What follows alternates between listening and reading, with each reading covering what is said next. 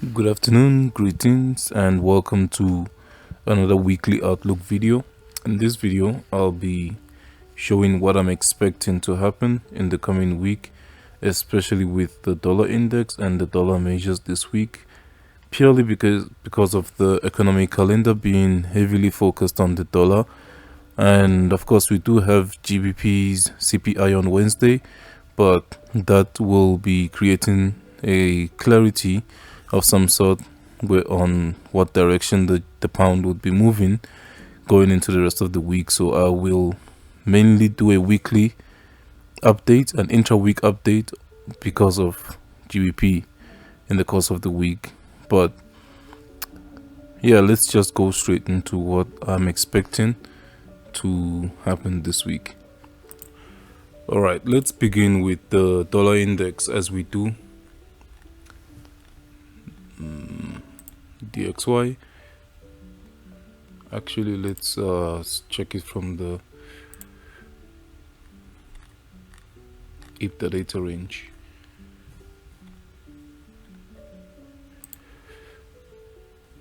I am not going to zoom out to the weekly chart and monthly chart and those higher time frame because we've been viewing this from the daily chart using the IPDA Data Range. As we projected the weeks before, I wanted to see price trade down into some discounts below the EQ area, and we did exactly that, tapping into this bullish order block and expanding away from it. Now we have inverted the bullish order block. We have inverted this fair value gap yet again and shown a strong rejection away from it. We've also cleared the first target that we had, which was the relative equal highs at those levels up there. And now price has finally cleared the 20 days high. But in doing so, we have engineered more liquidity at this high of the previous week. And we've now also closed above a previous swing high as well as this down close candle, making this a potential bullish order block, as I said in the previous video. So now I am expecting price to trade down into this order block and push higher. So I'm expecting this trade down into the order block, then a continuation to the upside. But of course, price can also trade down not just to the opening price of this candle, but also deeper into the mean threshold of this candle. The reason I say that price could trade even lower is because we have this volume imbalance right here. A volume imbalance is a space in price where we only find the wicks of a candle and not the body. So in between here, we have a volume imbalance, which is probably a new day opening gap. When we pull this out in time, we can see that this volume imbalance also aligns with this 60 days high. If you remember from my IPDA data range video, I mentioned that even old IPDA data range levels are crucial in future price. So we could see price trade down all the way down to this 60 days high level before continuing higher. And I believe on the weekly chart as well, this area is a clear volume imbalance as well. But let's check. Okay, it doesn't show on this chart, but it does show on the futures chart and the capital.com chart, which I'm not going to go into in this video. But yeah, I'm expecting a continuation to the upside on the dollar index, and I'm looking for price to trade down into this down close candle to be supporting higher prices. I'm paying more attention from the body to body, so basically the opening price and the closing price, paying attention to this area. I know it's a huge area, but on a lower time frame, we should get some sort of confirmation intra-week, then a continuation to the upside. But my target for this week is the 40 days high, and going through that, we still have the relative equal highs at the buy side liquidity levels up there. So this is what I'm expecting next week. Let's go to euro dollar on the daily time frame. Actually, starting off with the weekly time frame, we can see that price has been pushing lower. We got a market structure shift there when we closed below the swing low, and right now we rallied all the way up I was paying attention to the 1.1 big figure area because price may want to reach there before continuing lower, but I saw that price stagnated at this point, showing me that it was just a liquidity sweep because of this massive rejection in the previous week. I don't know if I have the IPDA data range for euro dollar, but if I do, that should be okay. I don't have it, but that this area that we went and swept should be a previous IPDA data level high that was swept before displacing lower. So as we can see, we got a shift in structure. We went up to sweep internal liquidity and now displacing lower, clearing previous swing lows as well in the process, and disrespecting bearish candles that should be supporting higher prices in the process. So I'm expecting this sell side liquidity to be next. Going through that, we do have the sell side liquidity down there, which would probably finally take us out of this range, because we've been ranging, especially more visible on a monthly time frame. This is one huge chop on a monthly time frame. So right now we're still taking it step by step, and when we go down to the daily time frame, I mentioned how from April, actually not from last year, from April till now, we've been moving up in a consolidative manner, in a very high resistant manner. And for the first time in a very long time, in the past few days alone, we've been having clean displacements to the downside. In the previous video, I mentioned how I also wanted to see euro do the opposite of dollar and close below the swing low and below this up close candle, so that we can utilize it as an order block. When we go on a lower time frame, you'll notice why I have these two lines. I'm looking for price to sweep the previous day high, which is Friday's high, tapping into this order block somewhere inside of it and continuing lower. This is my expectations for the week, and I'm actually expecting price to open up and just keep pushing up from here on Monday and Tuesday, possibly making the high of week on Wednesday during the bank holiday, then a continuation or a reversal, which is basically a continuation of the higher time frame trend from Wednesday, Thursday and Friday. We only have euro news on Friday, if I'm not mistaken. When we go down on euro on a lower time frame, starting off with the 4-hour chart, I was looking at this rejection block where we have this flat body lows with a long wick. This rejection block was looking even better the lower I move down a time frame. When we look at the highs we have here during the Asia session from the previous weekly outlook video, you would remember that I wanted to see us trade up into premium, hopefully into there, before continuing lower. I'm not sure if price is going to go all the way up there, but these highs here from Asia session created was feeling a bit too smooth for me. Even though we did clear it and tapped into the fair value gap, even though we cleared the Asia session high, we didn't actually clear Asia session high. We just opened up. This is the midnight opening price there. We opened up and just continued falling off. We didn't even trade up into the highs there. But yeah, these highs were too clean for me. Even now they still are. So I'm looking to see if price can trade up into that high. But for now, in the beginning of the week, remember how this was a 4-hour rejection block where we have flat body lows.